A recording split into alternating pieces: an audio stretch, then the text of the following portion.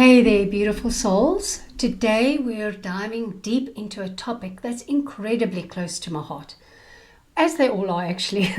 I just wrapped up an amazing masterclass about this, and the response was so overwhelming that I knew we needed to explore it further in this podcast. So let's talk about relationships. Whether you're partnered or single, while parenting a child on the autism spectrum, here's the truth. Having an autistic child doesn't just change your parenting journey, it transforms every aspect of your life, especially your relationships. Let's first address the elephant in the room. If there are existing issues in your relationship, having a child on the spectrum will most likely amplify them. Now, I'm not saying this to discourage you, quite the opposite actually. I want you to feel empowered knowing that by strengthening your relationship now, you're creating a much more stable foundation for your entire family. Something that I've observed in my years of coaching is that strong partnerships don't just happen by chance. They're built intentionally, day by day. Just think about it. We put so much effort into researching therapies and dietary needs and educational approaches for our children, but sometimes we forget to invest that same energy into our relationships. So let me share something personal. When my son Max was having difficulties at school recently, my husband and I demonstrated what I call the unified front parenting. Now, instead of getting frustrated with Max's behaviors, we joined forces to find solutions. And the moment Max realized we were both in his corner and fighting for him, his entire demeanor changed. He became much calmer, more regulated, because he felt the safety net of our united support. So here's some key areas that I want to explore with you. The power of mindset shifts. Now, the first crucial step in strengthening your relationship while parenting an autistic child is transforming how you think about challenges. When difficulties arise, instead of seeing them as insurmountable problems, view them as opportunities for growth and deeper connection. Many parents tell me they're just too exhausted to work on their relationship, but I encourage them to reframe this thought. Consider that investing in your relationship actually creates more energy and emotional resources for the whole family. Every moment you spend strengthening your partnership builds resilience for the challenges ahead. Now, many parents worry that no one will understand their unique situation, especially when you're out in the world, when you're dating or building new relationships. Now, this fear often becomes a self-fulfilling prophecy. Instead, approach relationships with the confidence that the right person will not only understand, but will embrace your journey. Your experience raising an autistic child has given you incredible wisdom and patience and strength. These are attractive qualities that the right partner will value deeply. Then connection. Connection doesn't require big, grand gestures or long periods of uninterrupted time. In fact, some of the most meaningful connections happen in that what I call micro moments. These are brief interactions throughout the day that maintain your emotional bond. It might just be a quick hug before leaving for work, or sharing a cup of coffee while your child is engaged in their morning routine, or exchanging knowing glances while you're having your walk in the afternoon.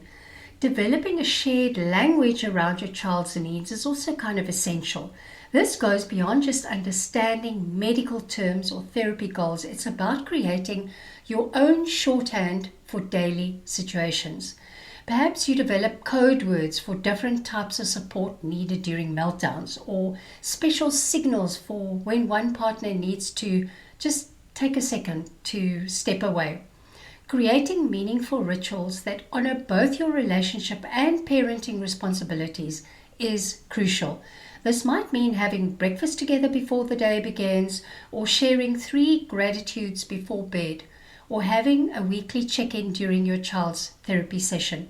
These rituals become anchors that keep you connected through challenging times. Success celebration is also often overlooked, but vitally important. Celebrate everything: your child's progress, your partner's patience, if you're having a difficult day, and your own growth as a parent. These celebrations, no matter how small they are, build positivity in your relationship and create a lot of appreciation in the family. Now, regular check-ins need to go beyond just discovering therapy schedules and behavioral challenges. Set aside time to talk about your dreams, your fears, and each other's personal growth. Share what you're learning about yourself throughout this journey. Discuss your hopes for the future and how you can support each other's individual goals as a family together while you are parenting. Learning to express needs clearly without blame is a skill that takes practice. Instead of saying, "You never help with the morning routine," try, "I need support in the mornings. Can we figure out a system that works for both of us?" This approach invites collaboration rather than defensiveness. My husband this morning said, actually, he needs a little bit of help. Now, I know that he needs to take a little bit of time out and step away, and I will step in. Now, when it comes to disagreements about therapy choices or intervention strategies, create a structured approach. Consider using what I call the decision diamond framework, where you examine each option through the lens of evidence, intuition, resources, and the impact it has on your family. This helps move the discussions from a lot of emotional reactions to thoughtful, intentional decisions, and make space for vulnerability, which means you create a safe space and places to share your deeper feelings. And this might happen during an evening walk or a weekly coffee date or even a scheduled worry time where you can both share your concerns without judgment. Okay, let's talk about some practical partnership tools. The weekly power meeting is more than just a planning session. It's your relationship's command center. So set aside an hour each week where you can focus on 3 key areas: family logistics, emotional check-ins, and future planning. Now, during this time, review your calendar, discuss the upcoming challenges, and ensure your priorities are aligned. I recommend having a specific format. So, for example, start with a celebration from the past week, what went well, and then move on to current challenges, what's happening this week, and what challenges you expect. And then end with action items for the week ahead. What needs to be done, what appointments there are, that kind of thing. Tag team approaches to handling meltdowns also deserve special attention. Each partner needs clearly defined roles that play in their strengths. Perhaps one partner excels at the immediate emotional support, while the other is much better at managing environmental factors like dimming the lights or clearing the spaces or getting the car. The key here is also flexibility. These roles can switch depending on who has more emotional bandwidth at the moment. And then sharing calendaring systems might also sound basic, but they're crucial for autism families. Beyond just tracking therapy appointments, include details like medication schedules, dietary needs, and even energy levels of the different family members. The visual representation helps both parties stay informed without constant updates. And then role designation needs to be balanced with clarity and flexibility, because while it's important that you know who is responsible, what rigid roles can lead to resentment. Instead, create like primary and backup responsibilities. For example, if one partner usually handles morning routines, have a backup plan for days when they're depleted or they didn't sleep well. Okay, let's talk a little bit about self-care. Supporting each other's individual growth looks different for every couple. It might mean covering therapy sessions so that your partner can attend a class or ensure that they have a little bit of time for exercise. The key is recognizing that personal growth isn't selfish. It's essential for maintaining the energy needed for parenting. Learn to recognize what your partner needs. If they need a break, watch out for signs of overwhelm, increased irritability, withdrawal, or maybe changes in their sleep patterns. And then create a signal system that allows either partner to communicate their needs for space without guilt. Creating boundaries around autism-related discussions are also crucial for relationship health. While your child's needs are important, your relationship needs a space to breathe and grow beyond autism. So designate certain times or activities as autism-free or child-free zones where you can connect as partners first. And then for my single parents out there, I've been where you are. When I was a single mom with Max, everyone told me finding love would be impossible or I'd need to settle. But here's what I knew in my heart. Max and I weren't a burden. We were a gift. Any partner would be lucky to join our amazing little family. And this mindset was crucial in attracting the right person into our lives. And here's what I want you to remember about being single and parenting an autistic child. Your relationship with yourself sets the tone for all other relationships. So spend that time alone. Spend the time getting to know yourself. And then you modeling self-love and self-respect shows your child how to do that for themselves. And the right partner will see your situation as an opportunity and not a challenge. And remember, your experience has given you incredible strength and wisdom. Now, what is the impact of taking care of your relationship? What impact does that have on your child? Now, when children see their parents working together, supporting each other, and maintaining a loving connection, they learn crucial life lessons. They develop a sense of security that comes from knowing their support system is solid.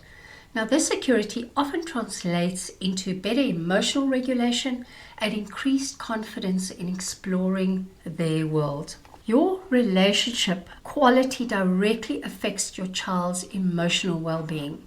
Children are incredibly perceptive to relationship dynamics, even if they process this information differently.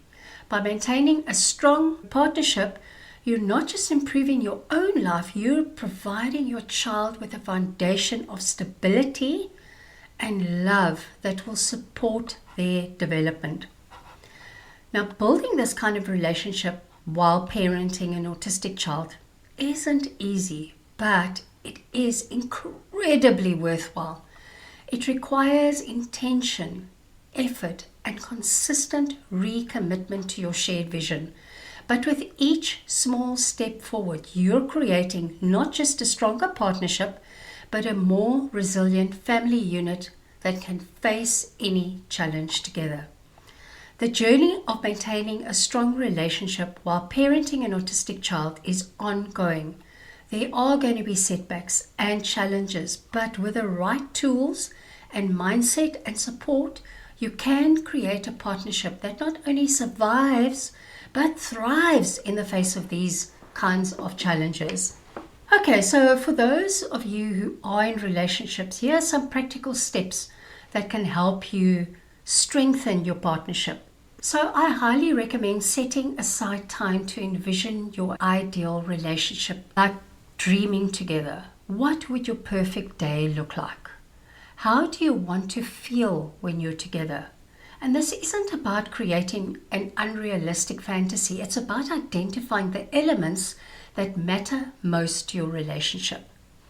And then writing shared goals that have nothing to do with autism-related subject. Include personal dreams, career aspirations, And then relationship milestones. Maybe you want to learn a new skill together.